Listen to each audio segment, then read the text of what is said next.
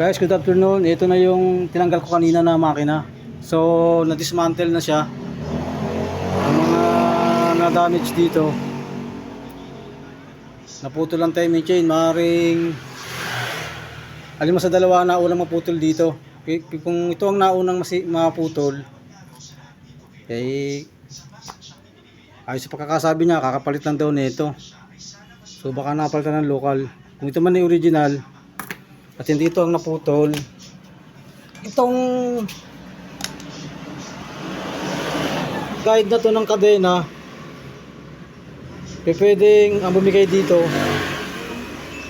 yung kinakabitan nito. Sa kabila ganon din, pero mas malamang sa teorya ko ito talaga ang maaaring bumigay, kasi itong forma na to hindi to original replacement lang to Kasi kaya ko nasabi yun, ang pinagbasihan ko lang yung sinabi nila na nakakapalit lang ng timing chain, siguro mga last year lang, baka wala pa isang buwan. So yan ang nangyari, kaya mahirap magpalit ng local na pyesa ng ating motor, lalo't pang loob. Pag yan nagka-problema, daming dinadamay.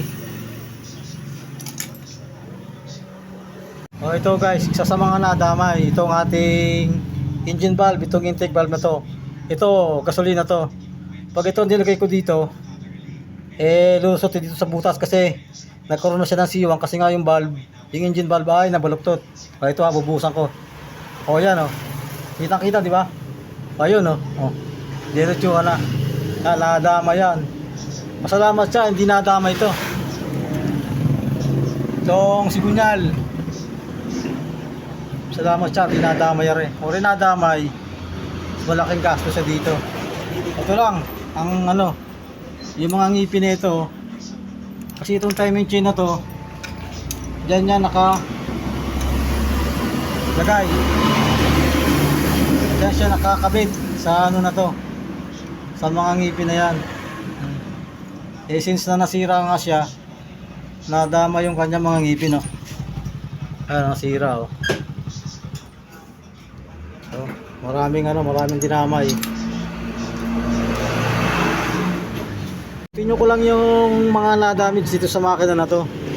Ito kaprasong aluminum na to, dito yan nakalagay. Yan, ganyan yan. Kasi yung ating chain guide, si chain guide ay itong isang to. Ito yung chain guide na to, ang pwesto nyan, pag yun nasa tamang pwesto yung ating guide, walang napakaingay ng truck. Yan, nakasalpak yan dyan. Kumbaga parang nakaganto yan parang ganito siya hindi na maisalpak. Parang ito na lang. Kunwari ito yung yung guide, doon siya nakarest. Doon. Doon siya nakarest na yon, sa part na yon.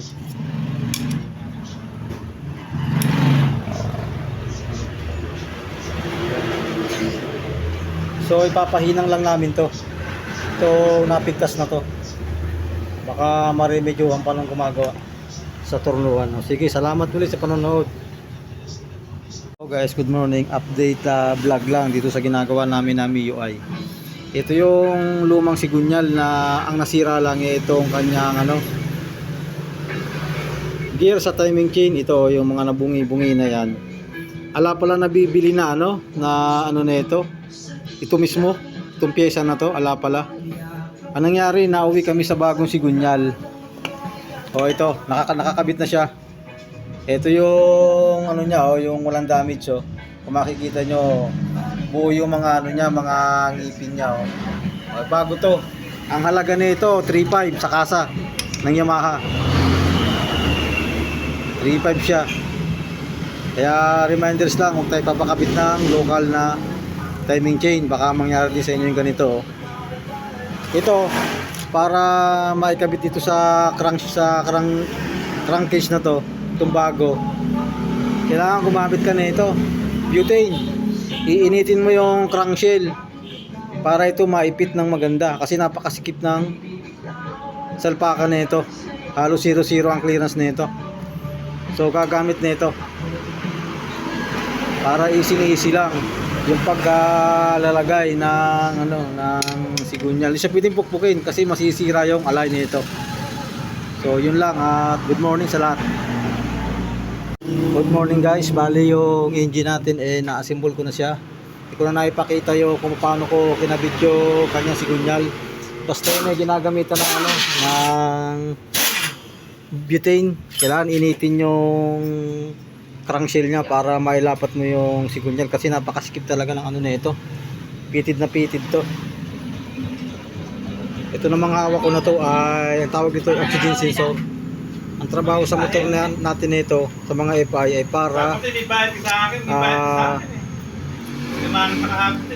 mag-send siya ng mensahe sa ating ECU kung ano ang kailangang isupply na gas sa ating motor. Ito yung nagdidikta kung ano yung kano karaming gas yung dapat i-supply sa ating makina. Itong na to, itong pyesa na to, napakalaga nito.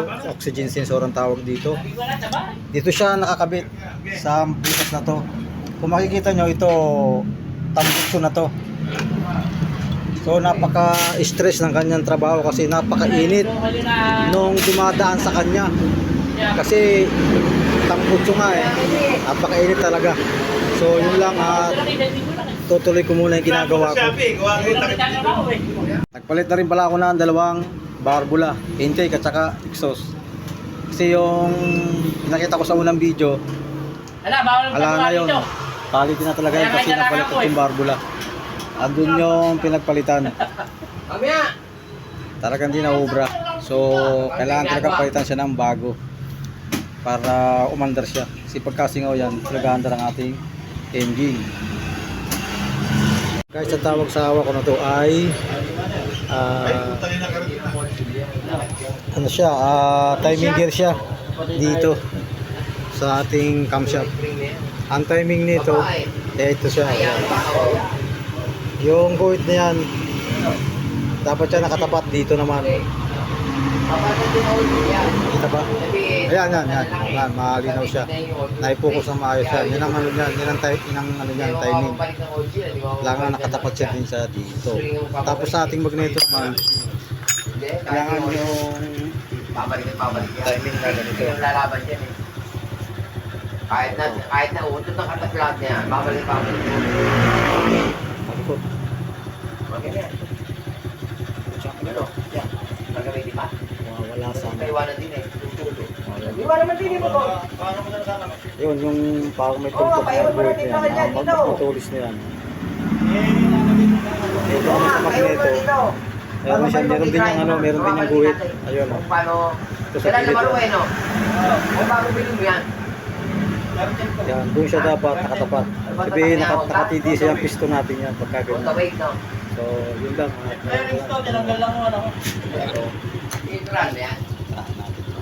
So guys, kung natatandaan nyo to, ito yung nasibak. Yan. Ito yung ginawa ng machine shop. Binuo ulit nila. Ito. Kasi ito yung sinasabi ko na engine valve na nabuloktot. O yan o. Ayan o. Bengkong. O yan. Part na yan. Tapos ito, nakasit na yung bagong niya, timing chain. Yung ba din taklay? Masikip na rin to. Ngayon? So, konti na lang. Ito na lang susunod natin. Itong kanya starter naman. Yung kanya mga pyesa. Ito yung pinaka-clutch ng starter. Salpak natin ganyan. Yan. Ito pa.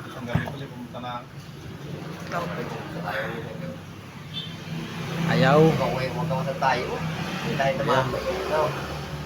Pero hindi kita Dito. nakita ko lang mga sasakyan. Yung gear niya. Kaya nga mag-uusap tayo na Yan hindi ka tong bumiyahe. shafting niya. Doon tayo tumambay. Kakabitan itong kanyang Traffic cover. tayo, paano traffic dito? Kakabit na lang yan. No? Patay naman. Oo.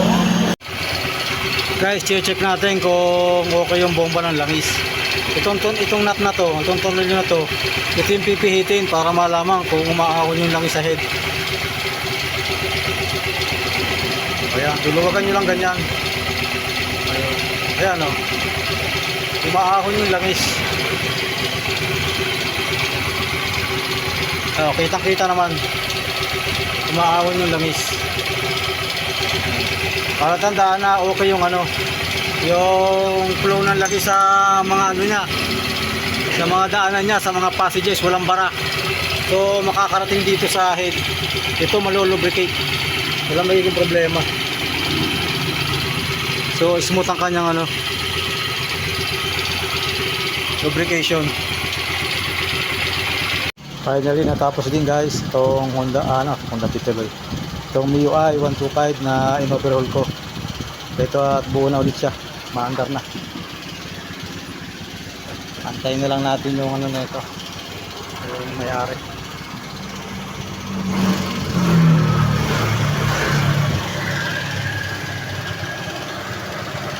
Buo ulit siya sa wakas.